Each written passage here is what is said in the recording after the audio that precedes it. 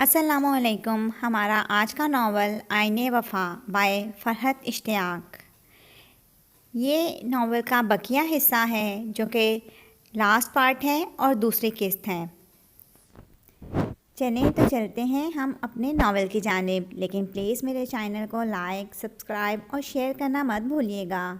آج آپ تھوڑا جلدی آ سکتے ہیں؟ چائے کا ایک کپ ان کے آگے رکھتے ہوئے اس نے پوچھا تھا، پھر سوالیہ نظروں سے دیکھتے ہوئے خود ہی کہنے لگی، کل سے میرا انسٹیٹیوٹ کھل جائے گا تو میں بزی ہو جاؤں گی، کچن کا کچھ سامان لے کے آنا ہے۔ ٹھیک ہے، میں آ جاؤں گا۔ وہ اخبار پڑھتے ہوئے دیکھتے ہوئے بولے، جب تک بابا گھر پر رہے وہ خود کو نارمل پوز کرتی رہی۔ ان کے آفس جاتے ہی وہ ایک دم سے پھر سے ہمت چھوڑ کر رو پڑی تھی۔ خود کو سنبھالنے اور نئے سرے سے جوڑنا اس کے لیے بہت ہی مشکل کام تھا، مگر وہ مشکل کام اسے اپنے بابا کے لیے کرنا تھا۔ وہ انہیں کوئی دکھ نہیں دینا چاہتی تھی۔ بابا، جو آپ فیصلہ کریں گے وہی میرا فیصلہ ہوگا۔ کیا آپ کو دکھ دے کر میں کبھی خوش رہ سکوں گی؟ آپ کو دکھ پہنچانے کا تو میں تصور بھی نہیں کر سکتی۔ وہ بابا کی اور اپنی تصویر ہاتھوں میں لیے کہہ رہی تھی، ان کی سالگرہ کے دن کی تصویر۔ بابا اسے اپنے ہاتھوں سے کیک کھلا رہے تھے۔ یا اللہ، مجھے ہمت دے، میں بابا کا مان کبھی نہیں توڑوں گی، وہ سوچتے ہوئے بولی تھی۔ کبھی بابا کا دل نہ دکھاؤں گی، جو کچھ بابا چاہتے ہیں وہی کروں گی۔ وہ گھٹنوں میں سر دیے روئی چلی جا رہی تھی۔ اگر بات ایک دوسرے کو سمجھانے یا قائل کرنے کی ہوتی تو وہ بابا سے کچھ کہہ سکتی تھی، مگر بابا نے تو کوئی گنجائش ہی نہیں چھوڑی تھی۔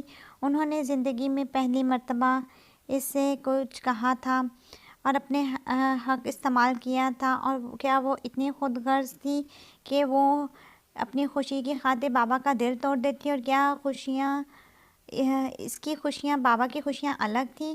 مجھے معاف کر دینا اوزان، پلیز مجھے معاف کر دینا۔ بات انتخاب کی آ گئی تھی، مجھے تم میں اور بابا میں سے کسی ایک کو چننا تھا، اور میں نے وہی فیصلہ کیا جو ایک بیٹی کو کرنا چاہیے تھا۔ تمہیں میں کبھی نہیں بھول سکتی، اس دل سے تمہاری یادیں مٹا دینا ناممکن ہے۔ تم ہمیشہ میرے دل میں رہو گے، تمہاری جگہ کوئی نہیں لے سکتا۔ شہر دل کے دروازے اب کبھی کسی کے لیے نہیں کھلیں گے۔ میں نے زندگی میں جن دو لوگوں کو شدت سے چاہا تھا، وہ دونوں مجھے بیک وقت نہیں مل سکتے تھے، اور میں تقدیر سے نہیں لڑ سکتی۔ وہ اس پیارے سے انسان کو دکھ دینے جا رہی تھی، اور ایسا کرتے ہوئے خود اس کا دل خون کے آنسو رو رہا تھا۔ اوزان، جو خواب ہم نے دیکھے تھے، شاید ان کی تعبیر ہمارے مقدر میں نہیں تھی۔ بابا نے اپنا فیصلہ سنا دیا، اور میں ان سے اختلاف کرنے کا سوچ بھی نہیں سکتی تھی۔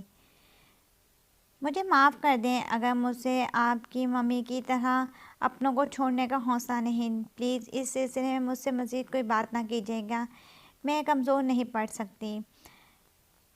آج اگر میں نے بابا کا مان نہیں رکھا تو ساری عمر خود کو معاف نہیں کر پاؤں گی۔ آپ کا بابا سے ملنا بیکار ہے، اور ایک بار کسی سے بات کے لیے منع کر دیں تو ان کی نا کو ہاں میں بدلنا ناممکن ہے۔ اب وہ کبھی بھی نہیں مانیں گے۔ مجھے معاف کر دیں، میں اپنا وعدہ نہیں نبھا پائی۔ میں اپنے تمام وعدے اور سارے عہد توڑتی ہوں۔ آنسوں کی جھڑی لگی ہوئی تھی، بہت مشکلوں سے یہ الفاظ کہہ پائی تھی۔ کتنی مشکلوں سے اس نے خود یہ سب لکھنے پر اپنے آپ کو آمادہ کیا تھا۔ ای میل بھیجتے ہوئے کتنی بار اس کے ہاتھ کانپے تھے۔ یہ سب پڑھ کر اس پر کیا گزری ہوگی؟ وہ تو ایسے کسی جواب کی توقع بھی نہیں کر رہا ہوگا۔ اسے تو اس بات کا انتظار ہوگا کہ کب وہ بابا اس کو ملنے کے لیے اپنے پاس بلائیں۔ ساری رات بے چینی سے کٹی تھی۔ صبح وہ انسٹیٹیوٹ جانے کے لیے تیار ہو گئی تھی۔ بابا ہی اسے چھوڑنے گئے تھے۔ خود کو معمولات زندگی میں الجھا لینے کے باوجود دل کا ایک گوشہ مسلسل بین کر رہا تھا۔ اپنے ہی اندر اس نے تمام ماتم کرنے اور رونے کی آواز سنی تھی۔ رات میں بابا اسے کھانا کھانے کے لیے باہر لے کر گئے تھے۔ اس کا من پسند اٹالین کھانا تھا۔ ڈنر میں وہ سب کچھ دیکھتے ہوئے، آپ کی پسند ناپسند کا تو مجھے نہیں پتا، بس جو مجھے پسند ہے میں نے وہ سب بنوا لی آپ کے لیے۔ آج آپ میری پسند کا کھانا کھائیں۔ یہ کیا ہوا؟ کیا سوچنے لگی؟ بابا کی آواز سے اسے کسی کی یاد واپس کھینچ کے لائی تھی۔ کچھ نہیں، بس ویسے ہی مہرو آپا کا خیال آ گیا تھا۔ اب کی بار انہیں کراچی کا چکر لگائے تقریباً سال ہونے والا ہے۔ حلق میں آنسوں کا پھندا لگ رہا تھا۔ جلدی سے پانی کا گلاس بھر کے وہ پورا پانی کا گلاس پی گئی۔ تو تم میں لاؤ۔ بابا نے ایک نظر اس پر ڈال کر نوالا منہ میں ڈالا تھا۔ نہیں، میری کلاسز مس ہو جائیں گی، وہ نفی میں سر ہلاتے ہوئے بولی تھی۔ بابا اس کے بعد آئس کریم کھائیں گے اور گھر جا کر کوئی زبردستی سسپینس مووی دیکھیں گے، وہ سب پاستا پلیٹ میں ڈالتے ہوئے سپاٹ سے لہجے میں بولی تھی اور پروگرام ترتیب دے دی تھی۔ ہاں، اور پھر جب اس میں سے کوئی قتل وتل ہوتا دیکھو گی تو معصوم سی شکل بنا کر کہو گی، بابا آج میں آپ کے پاس سوؤں گی۔ وہ مذاق اڑا رہے تھے۔ صرف 2 مرتبہ ہی تو ایسا ہوا تھا میں نے، اور آپ جتاتے کتنا ہے نا اس بات کو، وہ روٹھے لہجے میں بولی تھی۔ پھر کھانے کے بعد حسب پروگرام انہوں نے پہلے آئس کریم کھائی تھی اور گھر آ کر سسپینس مووی بھی دیکھی تھی۔ کمرے میں آتے ہی اس کے چہرے کی مسکراہٹ رخصت ہو گئی۔ بابا مجھے معاف کر دیں، میں آپ کو دھوکہ نہیں دینا چاہتی، لیکن میں اپنے دل کو سمجھانا میرے بس کے باہر ہے۔ کمرے سے باہر بہادری سے ہنسی نیہا۔ طارق اب بے آواز تکیے میں منہ دیے سسک رہی تھی۔ آج کل بابا اسے روز کہیں نہ کہیں آؤٹنگ کے لیے لے جاتے، کبھی سی ویو، کبھی الادین، کبھی ڈنر کرانے اور کبھی تو رات آئس کریم کھلانے۔ نیہا تم خوش ہو نا؟ رات میں اس پر دم کرنے کے لیے آتے تو وہ اکثر یہ سوال پوچھتے اور وہ جواب میں جی بابا بہت خوش ہوں کہہ کر بہادری سے مسکرا دیا کرتی تھی۔ 6 مہینے کا عرصہ پلک جھپکتے ہی گزر گیا۔ اس روز سنڈے کا دن تھا اور وہ لنچ کی تیاریوں میں مصروف تھی جب بابا بھی آ کر اس کی مدد کرانے لگ گئے تھے۔ لاؤ میں ہرا دھنیا ہی بنا دوں، وہ کرسی پر بیٹھتے ہوئے بولے تھے۔ بابا کو کوفتے بہت پسند تھے اور وہ وہی پکانے میں مصروف تھی۔ تمہارے لیے سکندر کا پرپوزل آیا ہے۔ کچھ دیر بعد انہوں نے مخاطب کیا تھا، جانتی ہو نا سکندر کو؟ وہ احمد کا چھوٹا بیٹا جو آرمی میں ہے۔ انہوں نے اپنے دوست احمد خان کا نام لیا تھا جنہیں نیہا بھی بہت اچھی طرح جانتی تھی۔ کئی مرتبہ بابا کے ساتھ ان لوگوں کے گھر مختلف فنکشنز پہ جانا ہوا تھا۔ خود احمد انکل اور آنٹی بھی کئی بار اس سے مل چکے تھے۔ فنکشنز میں شرکت کی وجہ سے وہ ان کے گھر کے تقریباً تمام افراد سے مل چکی تھی، مگر خاص طور پر سکندر نام کا کوئی بیٹا اسے بالکل بھی یاد نہیں تھا۔ ان کے 5 بیٹے اور 1 بیٹی تھی اور فرداً فرداً سب کے نام اسے یاد نہیں تھے۔ اس کی جانب سے کسی سوال کا انتظار کرتے کرتے انہوں نے خود ہی مزید بتانا شروع کیا۔ 1 سال سے احمد اور بھابھی میرے پیچھے پڑے ہیں۔ رات احمد کا فون آیا تھا، وہ کہہ رہا تھا کہ ایک آدھ روز میں وہ باقاعدہ رشتہ لے کر آنا چاہتے ہیں۔ پہلے تو میں تمہارے کورسز کا کہہ کر ٹالتا رہا تھا، اب تم بتاؤ کیا جواب دوں؟ وہ اس کی طرف سے دیکھتے ہوئے بولے تھے۔ پشت ان کی طرف ہونے کے باوجود اس کا چہرہ تھوڑا تھوڑا نظر آ رہا تھا اور اس پر لکھا ہر لفظ پڑھ لینا چاہتے تھے۔ بابا میں کیا کہہ سکتی ہوں، مجھے تو یاد بھی نہیں سکندر صاحب کون۔ اگر آپ کو ٹھیک لگ رہا ہے تو ٹھیک ہوگا۔ وہ سر گھما کر ان کی طرف دیکھتے ہوئے بولی تھی، آرمی میں میجر ہے، اچھا، اسمارٹ اور ہینڈسم ہے۔ میں تو جتنی بار بھی ملا ہوں مجھے اچھا ہی لگا ہے، سلجھا ہوا اور کلچرڈ ہے۔ وہ ہرے دھنیے کی پلیٹ اس کے ہاتھ میں پکڑاتے، بابا اب جو آپ کا فیصلہ ہوگا وہی میرا ہوگا، مجھے پتہ ہے آپ میرے لیے کبھی غلط نہیں سوچ سکتے۔ وہ ان کی سوالیہ نظروں کے جواب میں آہستگی سے سر جھکا کر بولی تھی، پھر کہہ دوں احمد سے کہ آ جاؤ؟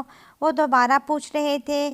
جواب میں اس نے گردن ہاں میں ہلا دی۔ بابا نے شاید احمد انکل کے ہاں اسی روز فون کر دیا تھا کہ آنٹی انکل اپنے بڑے بیٹے بابر اور بہو شازیہ کے ساتھ اگلے ہی روز ان کے گھر آ گئے تھے۔ ان کے ہمراہ مٹھائیوں اور پھلوں کے لوازمات دے کر بابا بکھلا گئے تھے۔ یہ سب کیا ہے؟ ابھی اس بات کی کیا ضرورت تھی؟ انہوں نے احمد انکل سے کہا تھا۔ سال بھر سے دن گن گن کر اس دن کا انتظار کر رہے تھے۔ طارق بھائی، آپ ہرگز کوئی اعتراض کرنے کا حق نہیں رکھتے۔ آپ ہمارے بارے میں اور ہم آپ کے بارے میں سب جانتے ہیں، کسی بھی چھان بین کی ضرورت نہیں ہے، بس آج منگنی کی تاریخ طے کر دیں گے، آنٹی نے مسکرا کر کہا تھا۔ وہ سب تو ٹھیک ہے، لیکن ابھی میں اس سلسلے میں مہرو اور عدیل سے تو بات ہی نہیں کر پایا۔ بابا نے انہیں سہولت سے سمجھایا تھا۔ آج وہ لوگ جس حوالے سے آئے تھے اس وجہ سے وہ وہاں نہیں آئی تھی۔ چلتے وقت آنٹی نے بطور خاص اسے بلوایا تھا۔ اسے گلے لگا کر پیار سے وہ بابا سے مخاطب ہوئی تھی۔ آپ کی یہ بیٹی آج نہیں برسوں سے میرا انتخاب تھی۔ میں نے سوچ لیا تھا کہ جب سکندر اس لائق ہوگا تو میں آپ سے نیہا کا ہاتھ مانگوں گی۔ بابا ان کی بات پر فخر سے مسکرائے تھے۔ اپنی اولاد کی تعریف ہر ماں باپ کے لیے باعث افتخار ہوتی ہے۔ کوئی آپ کی اولاد کی تعریف کرے تو اچھا لگتا ہے کہ آپ کی اپنی تعریف ہو رہی ہے۔ بھائی، اس بات کا سب سے بڑا گواہ تو میں خود ہوں۔ سب سے پہلے جب آپ کی بھابھی نے مجھ سے یہ بات کی تو اس وقت سکندر انٹر میں تھا۔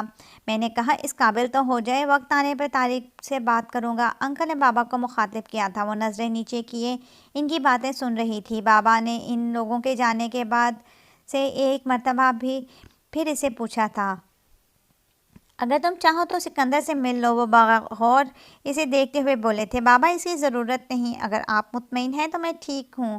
وہ سر جھکا کر آہستہ سے بولی تھی۔ کتنی دیر تک اس کا جھکا ہوا سر دیکھ رہے تھے۔ فنکشن اختتام پذیر ہو چکا تھا، قریبی رشتہ داروں کے علاوہ تمام لوگ جا چکے تھے۔ مہرو اسے کمرے میں چھوڑ گئی تھی۔ تم کپڑے بدل کر فریش ہو جاؤ، میں گرما گرم چائے بنا کر لاتی ہوں، بلکہ ایسا کرتی ہوں کہ بابا کو بھی بلا لاتی ہوں اور سب کو۔ وہ تیز سے بولتی کمرے سے نکل گئی۔ اس کے جاتے ہی جلدی سے تمام جیولری اتار کے وہ اتارنے لگی۔ تیار ہونے کے بعد اس نے ایک بار بھی اپنے آپ کو آئینے میں نہیں دیکھا تھا۔ سب اس کی بہت تعریف کر رہے تھے، مگر وہ خود اپنے ہی سراپے سے نظریں چرا رہی تھی۔ خود کو اس روپ میں کسی اور کے حوالے سے دیکھنا اس کو بہت مشکل لگ رہا تھا۔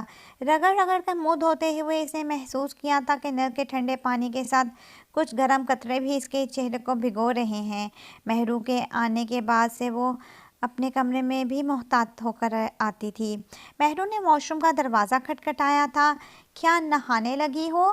چائے ٹھنڈی ہو رہی ہے۔ وہ جلدی سے چہرہ خشک کرتی باہر آئی۔ کمرے میں بابا، عدیل بھائی، صوبیہ آنٹی اور انکل اور مہرو موجود تھے۔ مہرو اپنے ہنگامہ پرور فطرت کے عین مطابق نان اسٹاپ بول رہی تھی اور سب کو چائے سرو کرنے میں مصروف تھی۔ مجھے تو سکندر بہت پسند آیا، ہماری نیہا کے ساتھ اتنا ہی ڈیسنٹ بندہ سوٹ کر سکتا ہے۔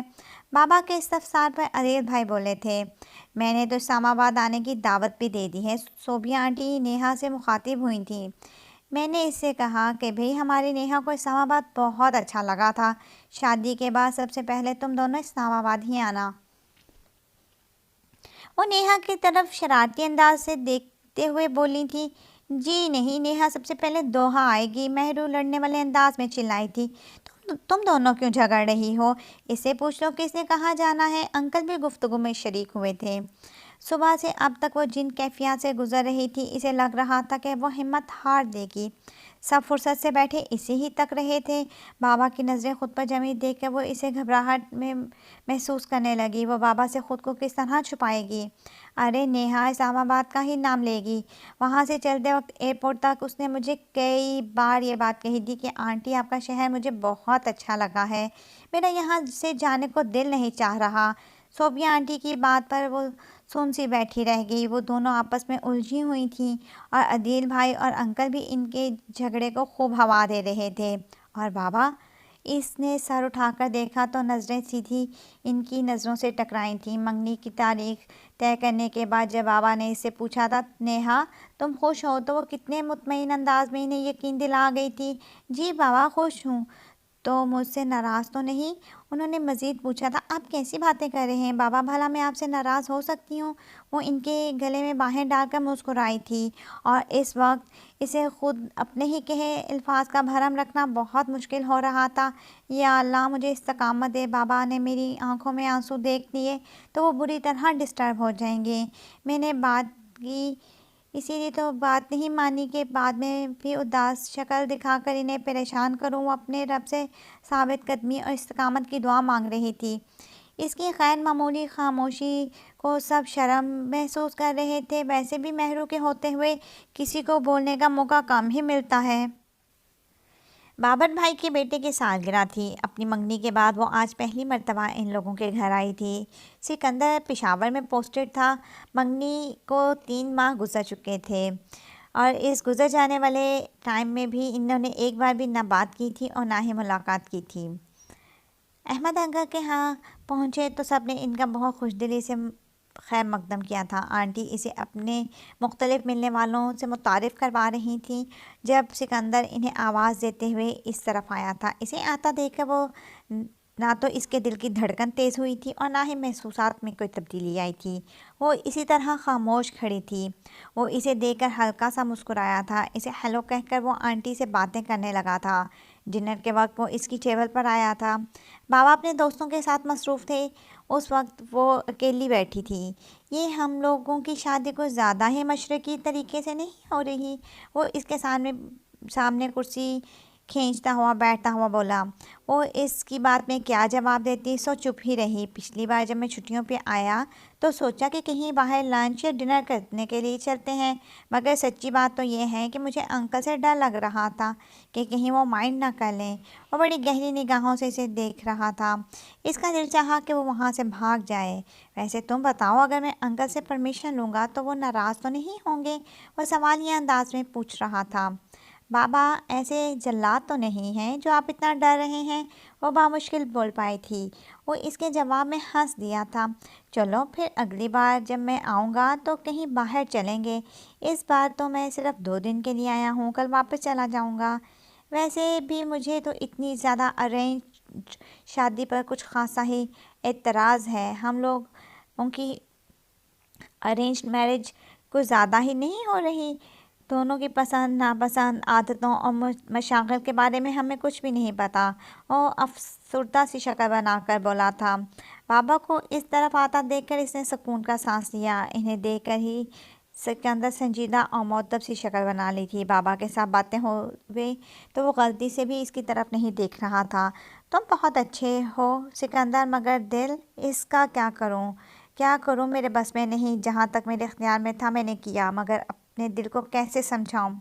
وہ کوئی نصیحت، کوئی بات سننے کے لیے تیار ہی نہیں ہے۔ ان دونوں کی باتوں سے بے نیاز وہ اپنی ہی سوچوں میں سوچ رہی تھی۔ مجھے کسی نے کہا تھا کہ محبت وہ ہوتی ہے جب آپ کو کوئی دوسرا اپنے وجود کا حصہ لگنے لگے، جب کوئی دوسرا اپنے وجود میں دھڑکتا، سانس لیتا محسوس ہو۔ اور جو مجھے میرے وجود کا حصہ لگتا ہے، جو مجھ میں دھڑکتا ہے اور سانس لیتا ہے، سکندر، وہ تم نہیں ہو۔ کیا کروں، اس مقام پر میں بے بس ہوں۔ واپسی پہ گھر آتے ہوئے وہ چپ چاپ بیٹھی تھی۔ اچانک اسے احساس ہوا کہ چپ وہ نہیں، بابا بھی ہیں۔ بابا بالکل خاموش ہیں، یہاں تک کہ انہوں نے اسے اس کی خاموشی کی وجہ بھی نہیں دریافت کی تھی۔ بابا، آئس کریم کا موڈ ہو رہا ہے۔ وہ خود کو چیئر اپ کرتے ہوئے مسکرائی تھی۔ ان کے خاموشی سے آئس کریم پارلر کے آگے گاڑی روک لینے کے بات پر وہ حیران تھی۔ انہوں نے اپنی عادت کے مطابق کوئی اعتراض نہیں کیا تھا، جبکہ وہ اس کے سردیوں میں آئس کریم کھانے پر بہت ناراض ہوتے تھے۔ آپ نہیں لیں گے؟ صرف اپنے لیے آرڈر ہوتا دیکھ کر اس نے پوچھا تھا۔ جواباً وہ سر نفی میں ہلا گئے۔ وہ ان کے رویے میں کچھ الجھ گئی تھی۔ کیا بابا مجھ سے ناراض ہیں؟ لیکن کس بات پر؟ وہ مسلسل سوچے جا رہی تھی۔ آئس کریم بھی اس نے بے دلی سے کھائی تھی۔ گھر آ کر بابا فوراً ہی اپنے کمرے میں چلے گئے۔ وہ بھی خود اپنے کمرے میں آ گئی اور سونے کے لیے لیٹ گئی تھی۔ بابا کی طرف سے فکر، سکندر اور اپنے آنے والی زندگی کی ٹینشن، بہت مضطرب تھی وہ۔ ایک جھوٹی اور مصلحت آمیز زندگی گزارنے کے خیال اسے مسلسل رلا رہا تھا۔ سونے کی کوشش کرتے ہوئے آنکھیں بند کی تو روز کی طرح آج پھر وہ خیالوں کی وادی میں چلا آیا تھا۔ اس نے بے اختیار گھبرا کر آنکھیں کھول دی تھیں۔ آج سکندر سے ملنے کے بعد اس کا خیالوں میں ہی سوچا جانا نیہا کو بددیانتی محسوس ہو رہا تھا، مگر بہت کوشش کے باوجود بھی وہ اس کے تصور سے پیچھا نہیں چھڑا پا رہی تھی۔ میرا خیال ہے عید کے بعد وہ لوگ شادی کی تاریخ رکھنے کی بات کرنے والے ہیں۔ بابا نے میگزین سے نظریں ہٹا کر اسے مخاطب کیا تھا۔ وہ پیپر اور پین لیے بیٹھی۔ اس کا پسندیدہ کوکنگ پروگرام آ رہا تھا۔ بابا کے لیے سحری اور افطاری میں نئی نئی مزیدار ڈشز بنانے میں اسے بہت مزہ آتا تھا۔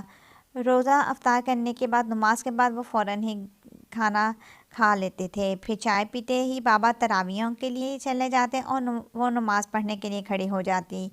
رمضان کا دوسرا عشرہ ختم ہونے والا تھا۔ ایسا کرو تم دوحہ ہو آؤ، مہرو اور اپنی پھپھو کے ساتھ مل کر شادی کی شاپنگ کر لو۔ اچانک اگر ان لوگوں نے شادی کی جلدی مچا دی تو اکیلے تیاری کرنا بہت مشکل ہو جائے گا۔ چائے کا سپ لیتے ہوئے انہوں نے کہا تو وہ ٹی وی سے نظریں ہٹا کر ان کی طرف دیکھتے ہوئے بولی۔ کہیں جانے کی ضرورت کیا ہے بابا، میں شاپنگ یہیں سے کر لوں گی۔ نہیں بھائی، ایک تو اکیلے تم کر نہیں پاؤ گی، پھر مہرو کی چوائس بھی اچھی ہے۔ ان کے بولنے کا سٹائل ایسا تھا جیسے وہ پہلے ہی طے کر چکے ہیں، اب صرف اس کو انفارم کر رہے ہیں۔ اس کا ایسا کوئی دل نہیں چاہ رہا تھا، مگر یہ سوچ کر چپ ہو گئی کہ بابا ایسا چاہ رہے ہیں۔ وہ سمجھ رہی تھی کہ بابا شاید عید کے بعد اسے بھیجیں گے، مگر اس کی حیرت کی انتہا نہ رہی جب وہ چوتھے ہی دن ٹکٹ لے آئے تھے۔ مجھے بھی آفس کے کام سے بینکاک جانا ہے، 10 دن میں جتنی شاپنگ ہو سکتی ہے کر لینا، باقی پھر عید کے بعد دیکھیں گے۔ بابا عید تو ہم ساتھ کریں گے نا؟ اسے فکر لاحق ہوئی تھی۔ ہاں انشاءاللہ عید ہم ساتھ ہی کریں گے، انہوں نے اطمینان دلایا تھا۔ جلدی جلدی تیاری کر کے وہ دوحہ اور بابا بینکاک روانہ ہو گئے۔ چلتے وقت تک وہ انہیں مختلف ہدایات دیتی رہی تھی۔ سحری میں دودھ پینا مت بھولیے گا، خدا حافظ کہتے ہوئے بولی، بیٹا تم میری فکر مت کرو، میں بالکل اچھی طرح اپنا خیال رکھوں گا، بس تم ایسی شاپنگ کر لینا جو میری بیٹی کے شایان شان ہو۔ کنجوسی دکھانے کی کوئی ضرورت نہیں ہے، جو چیز اچھی لگے خرید لینا۔ وہ اسے پیار کرتے ہوئے پرشفقت لہجے میں بولے تھے۔ ہیلو، فون کی بیل پر اس نے ریسیور اٹھایا تھا۔ دوسری طرف سے ایک نامانوس سی آواز آئی تھی۔ ہیلو، میں طارق اقبال بات کر رہا ہوں۔ اوہ آپ! وہ فوراً ہی پہچان گیا تھا۔ میں یہاں ایئرپورٹ سے بول رہا ہوں۔ آپ کا ایڈریس تو ہے میرے پاس، لیکن چونکہ مجھے یہاں کے راستوں کا علم نہیں اور مجھے کوئی آئیڈیا نہیں، اس لیے آپ تھوڑا سا مجھے گائیڈ کر دیں۔ وہ اس کی بات مکمل ہونے سے ہی پہلے بول پڑا تھا۔ آپ وہیں ٹھہرے، میں آتا ہوں۔ لیکن آپ مجھے اس کا جملہ پھر ادھورا ہی رہ گیا۔ بے فکر رہیں، میں آپ کو پہچان لوں گا، آپ بس وہیں پہ رک کر میرا انتظار کیجیے گا۔ وہ سلسلہ منقطع کر چکا تھا۔ اپنی طرف آتے اس دراز وجیح بندے کو انہوں نے چونک کر غور سے دیکھا تھا۔ وہ دور ہی سے ان کی طرف آتا ہوا دکھائی دیا تھا۔ السلام علیکم، میں اوزان واصف ہوں۔ اپنا ہاتھ ان کی طرف بڑھاتے ہوئے اس نے سنجیدہ لہجے میں کہا تھا۔ وعلیکم السلام، جواب میں انہوں نے بھی اپنا ہاتھ آگے بڑھایا تھا۔ آئیے، وہ انہیں ساتھ آنے کے لیے کہتا ہوا ٹرالی ان کے ہاتھ سے لیتا ہوا خود چلنے لگا تھا۔ انہیں اس کے اتنے مطمئن انداز پر حیرت ہوئی تھی۔ وہ اس طرح نظر آ رہا تھا جیسے وہ باقاعدہ اس کو بتا کر آئے ہوئے ہوں۔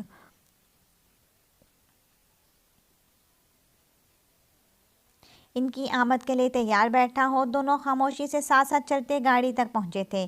تشریف رکھیے، گاڑی کا دروازہ ان کے لیے وا کرتا وہ سوٹ کیس ڈگی میں رکھتا ڈرائیونگ سیٹ پر آ کر بیٹھا تو وہ اعتراف سے نظریں ہٹا کر دوبارہ اس کی طرف متوجہ ہو گئے تھے۔ آپ کو انتظار کرنا پڑا ہوگا، اصل میں میرا گھر ایئرپورٹ سے کافی دور ہے۔ کچھ دیر کی خاموشی کے بعد وہ گویا ہوا تھا۔ کوئی بات نہیں، اصل میں ترکی زندگی میں دوسری مرتبہ آیا ہوں۔ پہلی مرتبہ آج سے تقریباً 20 سال پہلے آیا تھا۔ اسی یہاں کے راستوں سے عدم واقفیت کی بنا پر اکیلے ایئرپورٹ سے نکلنے میں دشواری کا سامنا تھا، ورنہ میں آپ کو زحمت نہ دیتا، وہ پرتکلف انداز میں بولے تھے۔ بقیہ راستہ خاموشی سے کٹا تھا۔ گاڑی گیٹ سے اندر لا کر روکتے ہوئے انہیں اترنے کا کہہ کر وہ خود بھی اتر گیا تھا۔ وہ اس سے ایک قدم پیچھے چلتے ہوئے اس کے گھر کا بغور جائزہ لے رہے تھے۔ بڑا سا، کشادہ اور قیمتی ساز و سامان سے آراستہ وہ مکمل مکان ایک سناٹے میں ڈوبا تھا۔ ایسا لگ رہا تھا جیسے یہاں کوئی رہتا ہی نہیں۔ وہ انہیں لیے ایک کمرے میں آ گیا۔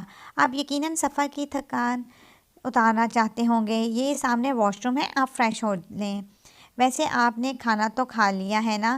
وہ آداب میزبانی نبھاتا ہوا پوچھ رہا تھا۔ ہاں، روزہ جہاز میں ہی افطار کیا تھا۔ وہ اپنی نظریں اس پر مسلسل جمائے ہوئے تھے۔ چائے تو پئیں گے نا؟ اس نے مزید پوچھا تھا۔ اس نے ان کے سر ہلانے پہ فوراً ہی کمرے سے نکل گیا تھا۔ وہ کمرہ غالباً گیسٹ روم کے طور پر استعمال ہوتا تھا۔ وہ منہ ہاتھ دھو کر نکلے تو ان کا سوٹ کیس بھی کمرے میں پہنچ چکا تھا۔ وہ بیڈ پر سامنے دیوار پر خوبصورت فرمیں لگی آیت کرسی کو دیکھ رہے تھے۔ جب دروازہ نوک ہوا، آگے وہ خود اور پیچھے ٹرے اٹھائے ملازم اندر داخل ہوا تھا۔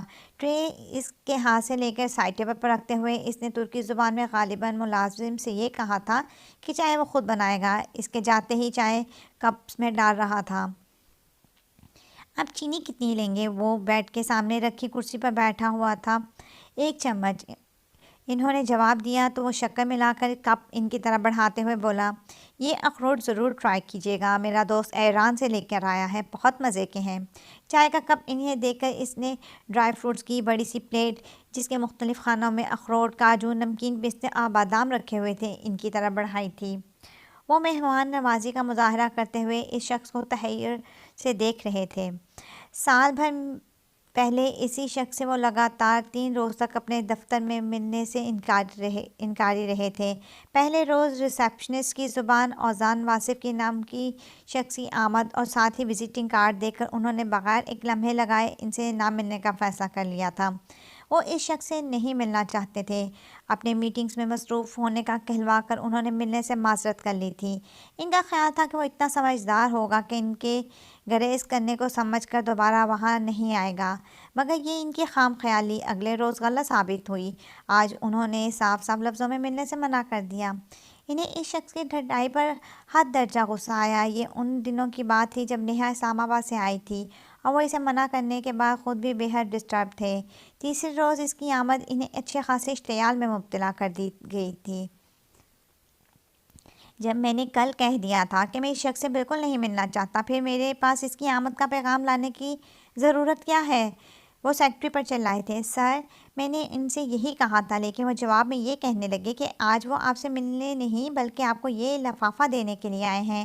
وہ یہ لفافہ پکڑا کر فوراً چلے گئے ہیں، سیکرٹری نے منمنائی ہوئی آواز میں کہا تو وہ اپنے غصے کو دباتے ہوئے لفافہ ان کے ہاتھ سے لے چکے تھے۔ کتنی دیر تک لفافے کو ہاتھ میں لینے کے بعد انہوں نے کھولنے کا فیصلہ کیا تھا۔ سر، میں آپ سے ملنے کی کوشش کی تھی، مگر شاید خدا کو ہمارا ملنا منظور نہیں تھا۔ میں نے اپنا ٹرانسفر واپس استنبول کروا لیا ہے۔ پتہ نہیں کیوں مجھے ایسا لگتا ہے کہ ابھی ہمیں زندگی میں ایک بار ضرور ملنا ہے۔ اپنے اس یقین کی وجہ میں نہیں جانتا، مگر مجھے لگتا ہے کہ ہم ضرور ملیں گے۔ اپنے اسی یقین کے ساتھ میں آپ کو اپنے استنبول کا ایڈریس اور فون نمبر پہنچانا چاہتا تھا، آج یا 10 سال بعد، لیکن میں آپ کا انتظار کروں گا۔ اوزان واصف۔ خط پڑھ کر باوجود شدید غصے کے وہ اسے پھاڑ کر ڈسٹ بن میں نہیں پھینک سکے تھے۔ خط کو واپس لفافے میں ڈال کر انہوں نے اپنی دراز میں رکھ لیا۔ اپنے ایسا کرنے پر وہ خود بھی نہیں سمجھ پائے تھے جس شخص سے وہ آج نہیں ملنا چاہتے تھے اور کبھی نہیں ملنا چاہتے تھے، اس کا پتہ سنبھال کر رکھنے کی بھلا کیا ضرورت تھی، مگر وہ جانتے تھے کہ 1 سال بعد وہ خود اپنے ہی فیصلے کی نفی کرتے خود کو اس سے ملنے پر مجبور کر پائیں گے، اور ایسا کرنے پر نہ انہیں نیہا مجبور کرے گی اور نہ ہی اوزان نے، انہی کسی اور نے، بلکہ خود ان کے اپنے دل نے مجبور کیا تھا کہ وہ اس سے ملیں۔ آپ کو یہ یقین کیوں تھا اوزان کہ میں آپ سے ملنے آؤں گا؟ وہ اس کی آنکھوں میں آنکھیں ڈال کر بالآخر اس بات کی طرف آ ہی گئے تھے۔ وہ شاید خود بھی ان سے سننا چاہتا تھا۔ اس کے سوال پر وہ چائے کا کپ واپس ٹرے میں رکھتا ہوا بڑی سنجیدگی سے بولا، نیہا نے مجھے بتایا تھا کہ اس کے بابا اس سے بہت پیار کرتے ہیں، اور جن سے ہم بہت پیار کرتے ہیں انہیں ہمیشہ خوش دیکھنا چاہتے ہیں۔ وہ اس اعتماد سے ان سے بات کر رہا تھا اور وہ اس کے اس پر اعتماد انداز پر ٹھٹھر کر رہ گئے تھے۔ وہ نہ گھبرایا ہوا لگ رہا تھا اور نہ ہی نروس، بے تحاشا ذہین آنکھیں اعتماد لیے ہوئے تھیں۔ آپ کو یقین کیوں کر ہے کہ خوشیوں کا دار و مدار آپ کے ساتھ ہونے پر ہے؟ ہو سکتا ہے ایسا نہ ہو۔ اگر میں آپ سے کہوں کہ وہ آپ کے بغیر بھی بہت خوش ہے تو؟ وہ بڑی سنجیدگی سے دریافت کر رہے تھے۔ انداز اسے جھٹلانے والا تھا، اس لیے کہ اس نے مجھ سے کہا تھا کہ ساری دنیا میں سب سے زیادہ پیار اپنے بابا سے ہے، اور بابا سے ذرا کم، مگر جو اسے بہت اچھا لگتا ہے وہ میں ہوں، اور جو لوگ ہمیں بہت اچھے لگتے ہیں ہم خوش بھی انہی کے ساتھ رہتے ہیں۔ وہ بغیر کسی ہچکچاہٹ کے صاف گوئی سے بولا تھا، لہجہ بہت شائستہ اور باادب ہونے کے ساتھ ساتھ بہت پر اعتماد تھا۔ اور اس بات کی کیا گارنٹی ہے کہ وہ آپ کے ساتھ ہمیشہ خوش رہے گی؟ وہ اپنے مخصوص اور دو ٹوک انداز میں مخاطب ہوئے تھے۔ میں اپنی بیٹی سے بہت پیار کرتا ہوں، اور ہر باپ کی طرح میری خواہش ہے کہ اس کا مستقبل محفوظ اور خوشیوں بھرا ہو۔ کیا آپ مجھے اس بات کی کوئی ضمانت دے سکتے ہیں؟ ان کا انداز ایسے تھا جیسے کسی ایگزیکٹو پوسٹ کے لیے کوئی امیدوار ان سے یہ تفصیلی انٹرویو لے رہے ہوں۔ میں کیا اور میری گارنٹی کیا؟ وہ سنجیدہ سی ہنسی ہنسا تھا۔ اگر بات گارنٹی کی ہے تو سر، گارنٹی تو میں اس بات کی بھی نہیں دے سکتا کہ میں اگلا سانس لوں گا یا نہیں، جب میں اتنا بے اختیار ہوں کہ خود اپنی اگلی سانس کا مجھے علم نہیں۔ تو میں کسی کو کیا گارنٹی پیش کر سکتا ہوں؟ اگر ہم ہر کام کے لیے پہلے ضمانتیں طلب کرنے لگیں تو دنیا کے آدھے کام رک جائیں گے۔ اکثر اوقات ہمیں بہت سے بڑے بڑے فیصلے صرف اپنے تجربات کی روشنی میں دل اور دماغ کی عمائدگی کے ساتھ کرنے پڑتے ہیں۔ کبھی وہ فیصلے صحیح ثابت ہوتے ہیں اور کبھی بہت سوچ کے کیے جانے والے فیصلے بھی غلط ثابت ہوتے ہیں۔ وہ بغیر گھبرائے تفصیلی جواب دے رہا تھا۔ انہوں نے دن ہی دن میں اس کے اعتماد اور صاف گوئی کو سراہا تھا۔ وہ براہ راست ان کی آنکھوں میں دیکھے بغیر بہت مؤدبانہ انداز میں بات کر رہا تھا، مگر نظریں نیچے کر کے بات کرنے میں صرف اور صرف ادب ملحوظ خاطر تھا، ورنہ اسے کوئی پریشانی نہیں تھی۔ جبکہ وہ خود مستقل اس پر نظریں جمائے اس کے ایک ایک لفظ کو تول رہے تھے۔ میں اس کی منگنی کر چکا ہوں اور وہ بھی اس کی رضامندی کے ساتھ۔ وہ اس منگنی پر خوش ہے، شاید 2-3 ماہ بعد اس کی شادی بھی کر دوں گا۔ اپنے طور پہ انہوں نے اسے چونکانے کی کوشش کی تھی، مگر وہ اس طرح نظریں چکائے بیٹھا تھا۔ میرا ہونے والا داماد بہت پڑھا لکھا، ہینڈسم اور پاکستانی ہے، اور سب سے بڑی بات کہ میں اسے اور اس کی فیملی کو ایک طویل عرصے سے جانتا ہوں۔ اس کے اندر اتنی ساری خوبیوں کے ہوتے ہوئے بھی میں آپ کو اس پر کیوں ترجیح دوں؟ کیا آپ اپنے حق میں کوئی ایسی بات بتا سکتے ہیں جو آپ کے خیال میں آپ کو اس سے ممتاز کرتی ہو، جس کی بنیاد پر آپ کو اس کے مقابلے میں ترجیح دے سکوں؟ پھر وہی باروب اور بے پناہ سنجیدہ لہجہ۔ نہیں، میں ایسی کوئی بات نہیں بتا سکتا، اس لیے کہ میں نہ پاکستانی ہوں، نہ آپ میری فیملی کے بارے میں جانتے ہیں، اور میرا مسلمان ہونا بھی آپ کی نظروں میں مشکوک ہے۔ اور صرف ایک واحد بات جسے میں اپنے حق میں سمجھتا ہوں، اس پر شاید آپ یقین کریں یا نہ، کیونکہ آپ کی خواہش کے مطابق میں اپنی اس بات کا کوئی ثبوت پیش نہیں کر سکوں گا، اور اگر پیش کرنے کی کوشش کروں گا تو شاید آپ تسلیم نہیں کریں گے۔ اور بہت دیر سر جھکا کر سر اٹھانے کے بعد آہستہ آواز میں بولا تھا، آپ کی یہ تمام اعتراضات مجھے نیہا نے نہیں بتائے۔ اسلام آباد سے آنے کے بعد میرا اس سے بھی کوئی رابطہ نہیں ہوا۔ آخری بار اس نے مجھے ای میل کر کے آپ کے انکار کا بتایا تھا، اور اس میں کوئی وجہ نہیں لکھی تھی، مگر میں نے پاکستانی کلچر بہت قریب سے دیکھا ہے۔ میری ممی خود پاکستانی تھیں، مجھے اندازہ ہے کہ آپ کو میرے بارے میں یہی اعتراضات ہوں گے۔ وہ اس کی ذہانت کے متعارف ہو گئے تھے۔ ان کے چہرے پر لکھی حیرت وہ فوراً بھانپ گیا تھا۔ اسے خود ہی جواب بھی دے دیا تھا، بالکل درست، مجھے یہی اعتراضات تھے۔ وہ اتنی دیر میں پہلی بار مسکرائے تھے۔ لیکن وہ کون سی بات ہے جسے آپ اپنے حق میں سمجھتے ہیں لیکن میری خواہش کے مطابق اس کا ثبوت دینے سے قاصر ہیں؟ ان کے سوال پر وہ بے اختیار بولا تھا، کیا میری بات کا یقین کر لیں گے؟ یہ سوال قبل از وقت ہے، آپ بتائیں میں یقین کروں گا یا نہیں؟ اسے رہنے دیں۔ وہ ذرا سا ریلیکس ہو کر بیٹھے تھے۔ محبت، وہ گہرے لہجے میں بولا، محبت ہی وہ بات ہے جو مجھے اپنا سب سے بڑا ہتھیار اور اپنے حق میں سب سے پلس پوائنٹ محسوس ہوا ہے۔ وہ جو کوئی بھی ہے، اتنی ساری خوبیوں کے باوجود بھی کم از کم محبت کے معاملے میں مجھ سے نہیں جیت سکتا۔ پورا 1 سال ہو گیا ہے میں اس سے نہیں ملا، اس کی آواز نہیں سنی، آنے والے وقت میں بھی ایسی کوئی امید نظر نہیں آ رہی، مگر پھر بھی میں نے ہر لمحہ ہر پل اس کی محبت کو اپنے دل میں پہلے سے زیادہ شدید پایا ہے، اتنا شدید کہ مجھے اپنے گھر کی ویرانی بھی بری نہیں لگتی۔ میں نے اسے ملنے کے بعد پھر کبھی ایک لمحے کے لیے بھی کسی اور کے بارے میں نہیں سوچا۔ آپ کو شاید میری یہ بات اچھی نہ لگے اور شاید جھوٹی بھی لگے، مگر میں نے بارہا اپنے گھر میں تنہا بیٹھے اس کی موجودگی کو محسوس کیا ہے، اسے اپنے آس پاس چلتا پھرتا اور ہنستا سنا ہے۔ وہ بہت ہی آہستہ آواز میں سوچتا ہوا بول رہا تھا، ایسا لگ رہا تھا جیسے اس وقت بھی وہ خود کو کسی ایسی ہی کیفیت میں گزرتا پا رہا ہے۔ وہ بہت دیر تک اسے ایک ٹک دیکھتے رہے، پھر ایک گہری سانس لیتے ہوئے بولے، ویسے تو میں نے ہوٹل میں ایک روم بک کروایا ہوا ہے، مگر اب رات چونکہ زیادہ ہو گئی ہے تو میرا خیال ہے آج میں یہیں قیام کروں گا، اگر آپ کو کوئی اعتراض نہ ہو۔ وہ کسی خیال سے چونک کر ان کی بات سننے لگا۔ ان کا جملہ مکمل ہوتے ہی وہ گڑبڑا کر بولا، کیسی باتیں کر رہے ہیں آپ میرے لیے بہت قابل احترام مہمان ہیں، میرا خیال ہے رات بہت ہو گئی ہے، صبح سحری کے لیے بھی اٹھنا ہوگا۔ وہ جواب میں جمائی روکتے ہوئے بولے تھے۔ انٹرویو ختم ہو چکا تھا، اب امیدوار کو جانے کے لیے کہا جا رہا تھا۔ جس طرح ایک انٹرویو دینے والا اپنے انٹرویو لینے والے کے چہرے پر اپنے بارے میں آخری تاثرات جانچنا چاہتا تھا، ایسے ہی اس نے بھی ایک لمحہ باغور ان کو دیکھا تھا۔ آپ یقیناً بہت تھکے ہوئے ہیں، آرام سے سو جائیے، سحری میں آپ کو جگا دوں گا۔ وہ انہیں شب بخیر کہتا ہوا کمرے سے نکل گیا تھا۔ نیند تو خیر انہیں بھی کیا آنی تھی، بستر پہ لیٹے وہ کبھی نیہا اور کبھی اوزان کے بارے میں سوچ رہے تھے۔ بابا وہ بہت اچھا ہے، بالکل آپ کی طرح، آپ اس سے ملیں گے تو آپ کو یقین آ جائے گا کہ میں نے اس کے بارے میں جو کچھ کہا ہے وہ اس سے بھی بڑھ کر اچھا ہے۔ نیہا کی پرجوش آواز ان کی سماعت میں رس گھول رہی تھی۔ ہاں میری جان، تم بالکل ٹھیک کہتی تھی اور میں ہی غلط تھا، وہ واقعی بہت اچھا ہے، ہر لحاظ سے میری بیٹی کے لائق ہے۔ وہ اپنی چہیتی بیٹی کے تصور سے مخاطب تھے۔ ہم اپنی اولاد کو سب کچھ دیتے ہیں، ان کی ہر خواہش پوری کرتے ہیں، بچپن کی چھوٹی چھوٹی چیزوں سے لے کر بڑے ہو کر تعلیم تک کے معیار میں ہر معاملے میں انہیں پوری آزادی دیتے ہیں۔ پر وہ جو پروفیشن چاہتے ہیں اختیار کریں، جہاں چاہیں جاب کریں، دوسروں کے سامنے فخر سے بتاتے ہیں کہ ہمارے گھر میں بچوں پر کوئی روک ٹوک نہیں، انہیں ہر طرح کی آزادی ہے۔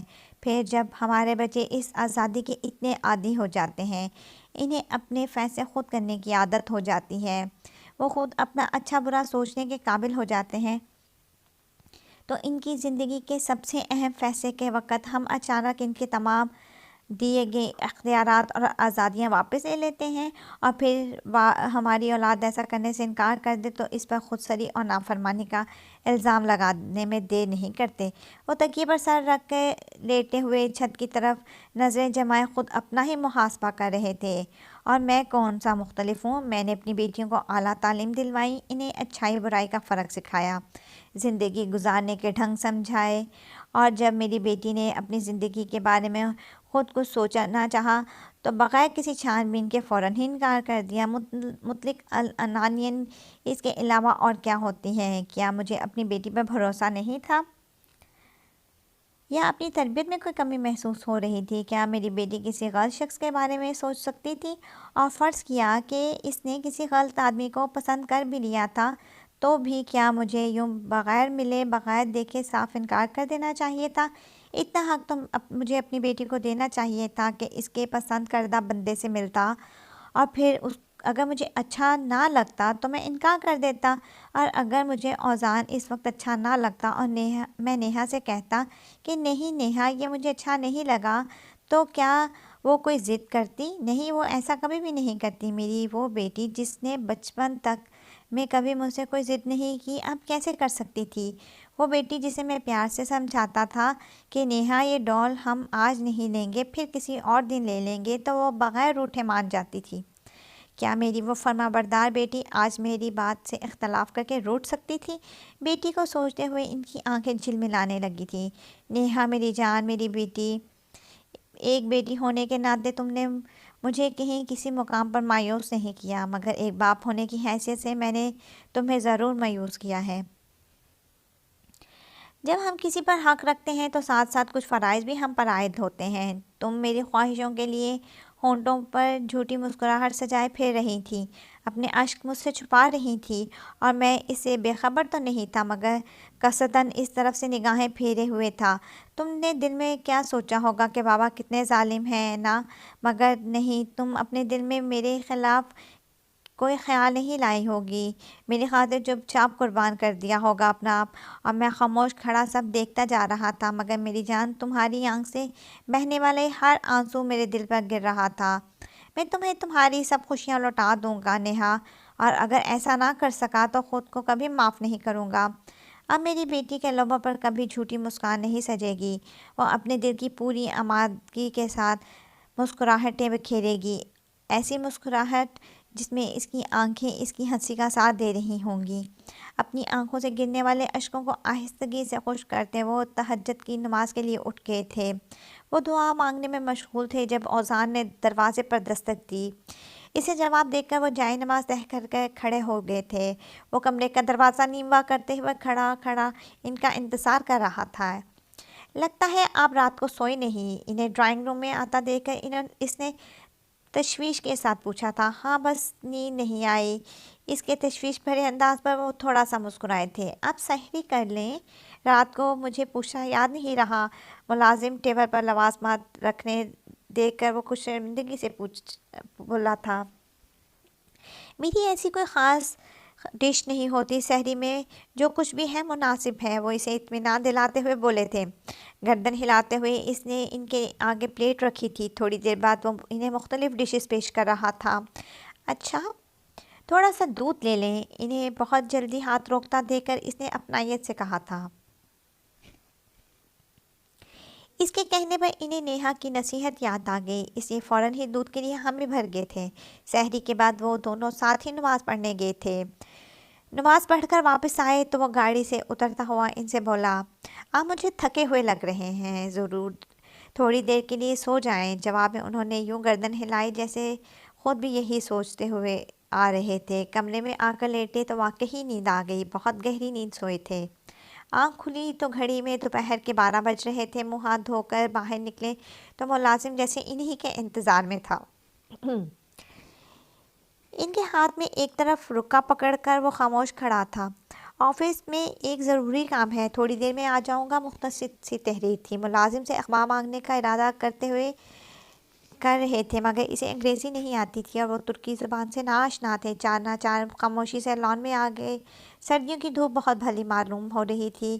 کچھ ہی دیر میں وہ خود ان کے لیے اخبار لے آیا تھا۔ اخبار پڑھ کے اندر آئے تو وہ ان کا کمرہ صاف ستھرا کیے اب استری کے لیے کپڑے مانگ رہا تھا۔ غالباً وہ اسے کچھ بریف کر کے گیا تھا۔ 2:30 بجے وہ واپس آیا تو سیدھا انہی کے کمرے میں آیا۔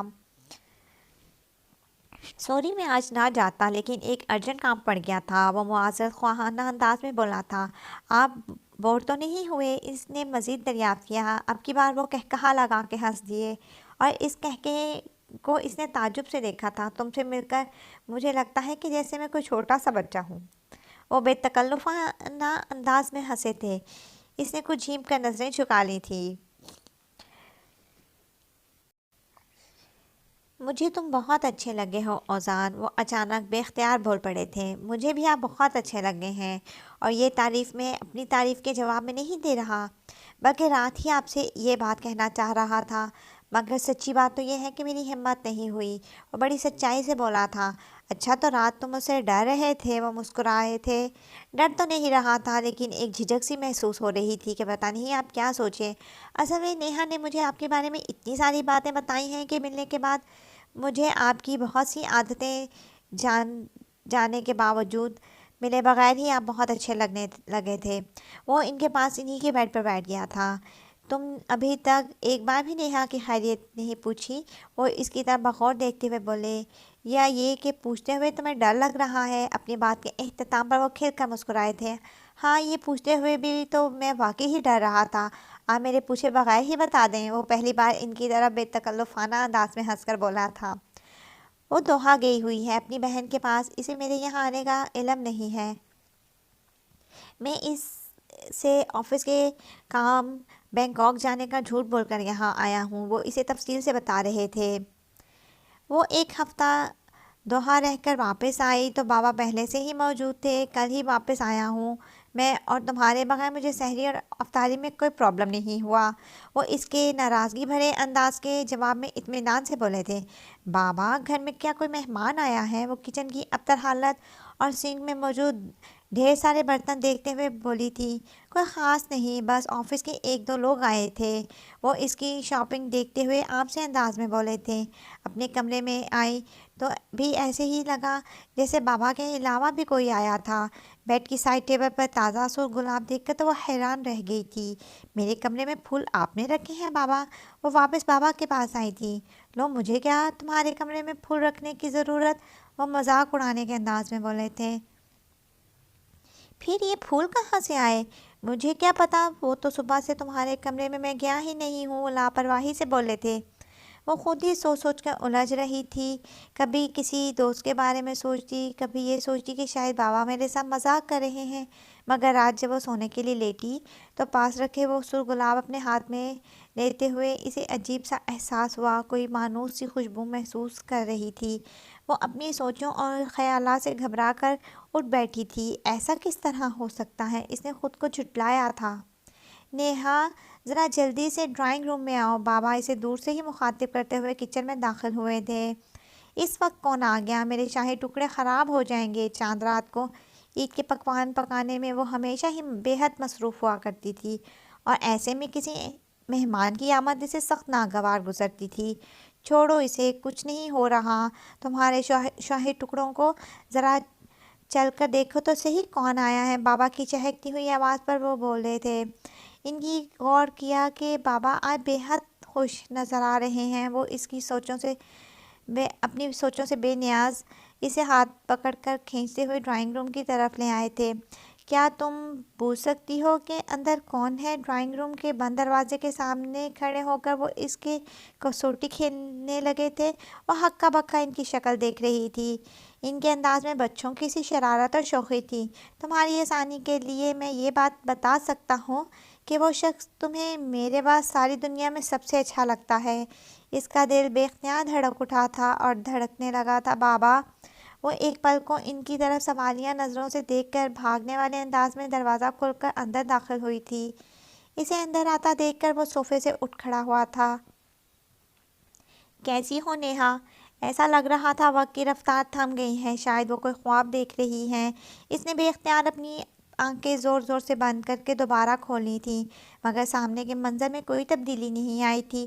بلیک جینس اور گرے کی ٹی شرٹ، وہ اپنی جاندار مسکراہٹ سمیت اسے دیکھ رہا تھا۔ اس نے بے ساختہ سر پیچھے گھما کر بابا کی طرف دیکھا۔ وہ اس طرح دروازے کے پاس کھڑے مسکراتے ہوئے اس کی سمت دیکھ رہے تھے۔ وہ ایک دم مڑ کر بابا کی طرف آ گئی۔ وہ اس پل اپنی کوئی بھی کیفیت نہیں سمجھ پا رہی تھی، مگر اسے بے تحاشا رونا آ رہا تھا۔ اس کی کیفیت کو سمجھتے ہوئے انہوں نے بے اختیار اس کا سر اپنے سینے سے لگا لیا تھا۔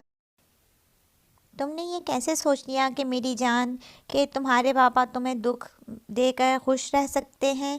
دیکھو، میں اسے واپس لے آیا۔ میں نے خود سے عہد کیا تھا کہ میں اپنی بیٹی کو اس کی تمام خوشیاں اس عید پر ضرور لوٹا دوں گا۔ وہ ہچکیوں سے رو رہی تھی اور وہ اس کا سر تھپکتے ہوئے سرگوشی کر رہے تھے۔ وہ بھی ان دونوں کے پاس کھڑا تھا۔ کتنی بری بات ہے، تم اوزان سے ڈھنگ سے ملی بھی نہیں اور رونے کھڑی ہو گئی ہو۔ وہ بھی کیا سوچ رہا ہوگا کہ نیہا کو میرا آنا اتنا برا لگا ہے کہ میری شکل دیکھتے ہی رونے لگی ہے۔ اس کی بات سنتے ہی اس نے فوراً سر اوپر اٹھایا اور نظریں برابر کھڑے اس شخص سے ٹکرائی تھی جسے اس نے گزرے ہر پل، ہر لمحے بے حد یاد کیا تھا۔ وہ مسکراتے ہوئے اسے ہی دیکھ رہا تھا۔ بابا، آپ تو کہہ رہے تھے کہ نیہا بہت زیادہ سنجیدہ اور میچیور ہو گئی ہے۔ مجھے تو بالکل بھی بدلی ہوئی نہیں لگ رہی۔ دیکھیے تو کیسے بچوں کی طرح رو رہی ہے۔ بابا اس کے کمنٹس پر ہنس رہے تھے اور وہ اس کے بات سے زیادہ لفظ بابا پر حیران ہوئی تھی۔ وہ اتنی بے تکلفی سے اس کے بابا کو بابا کہہ رہا تھا اور اس طرح مخاطب کر رہا تھا جیسے برسوں کی شناسائی ہو۔ مجھے کچھ سمجھ میں نہیں آ رہا بابا، یہ سب کیا ہے؟ وہ اچانک بے بسی سے کہتی ان دونوں سے دور ہٹ گئی تھی۔ ایسا لگ رہا تھا کہ جیسے وہ دونوں مل کر اس کو زج کر رہے ہوں، یوں جیسے کوئی پزل کھیلا جا رہا ہو۔ تمہیں کہہ کون رہا ہے کہ تم اپنے چھوٹے سے دماغ پر زیادہ زور ڈالو؟ اوزان مسکراتا ہوا بولا۔ نیہا، مجھے لگ رہا ہے کہ تمہارے شاہی ٹکڑے جلے ہوئے ٹکڑوں میں تبدیل ہو چکے ہوں گے۔ بابا ناک سکیڑ کر جلنے کی بو سونگھتے ہوئے بولے۔ ٹھہرو، میں دیکھ کر آتا ہوں۔ وہ ڈرائنگ روم سے نکل گئے تھے۔ اس نے ان کی کوئی بات بھی سنی ہی نہیں تھی، بس سر جھکائے کچھ سوچتی الجھتی ہوئی کھڑی تھی۔ بیٹھ جاؤ نیہا، وہ اس کا ہاتھ پکڑ کر صوفے کی طرف آتا ہوا بولا تھا تو وہ چونک کر اس کی طرف دیکھنے لگی تھی۔ وہ اس کی آنکھوں میں تیرتی الجھن، حیرانگی، ناراضگی اور ان سب جذبات کے پیچھے خوشی دیکھ کر مسکرایا تھا۔ تم نے بالکل ٹھیک کہا تھا نیہا، بابا واقعی بہت اچھے ہیں اور ان جیسا اچھا کوئی اور ہو ہی نہیں سکتا۔ تم سے مل کر اگر میں نے محبت کے حقیقی معنی پائے تھے تو بابا سے مل کر میں اپنے تمام کھوئے ہوئے رشتے دوبارہ پا لیے ہیں۔ وہ اس کے برابر میں بیٹھا خوشی سے بھرپور لہجے میں بول رہا تھا۔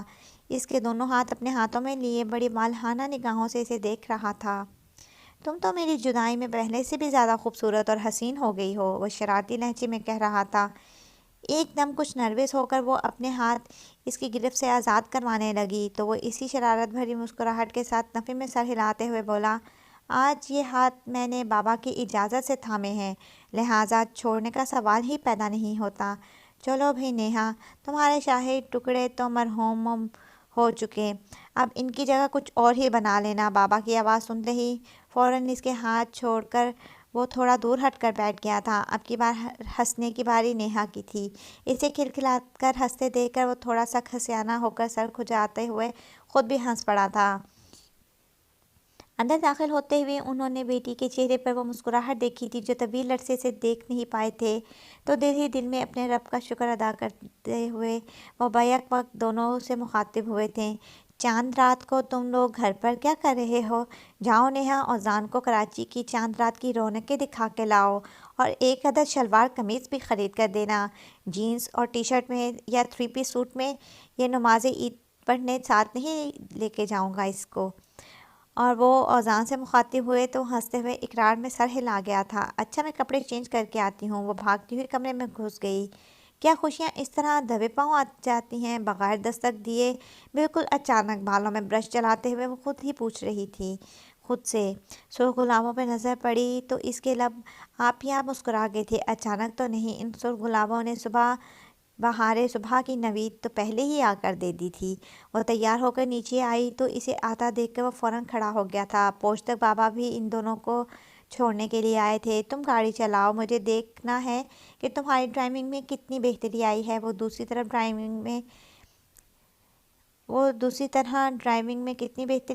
وہ دوسری طرف کا دروازہ کھولتے ہوئے بولا تو اس نے ڈرائیونگ سیٹ سنبھالی تھی۔ گاڑی سٹارٹ کر کے گیٹ سے باہر نکالتے ہوئے اس نے اذان کی تعصب بھری آواز سنی تھی۔ تمہارا سٹارٹ آج بھی اتنا بکواس ہے جتنا سال بھر پہلے تھا، اور ریورس تو بالکل ہی ہوپلیس ہے۔ لڑکی تمہاری ڈرائیونگ سے ہی ہونا مشکل ہے۔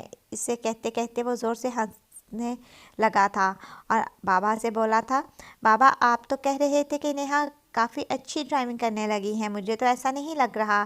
اس کی چڑتی ہوئی شکل دیکھ کر بابا کا کہا بے ساختہ تھا۔ ان دونوں کے جاتے ہی وہ فوراً شکرانے کے نفل پڑھنے کھڑے ہو گئے تھے۔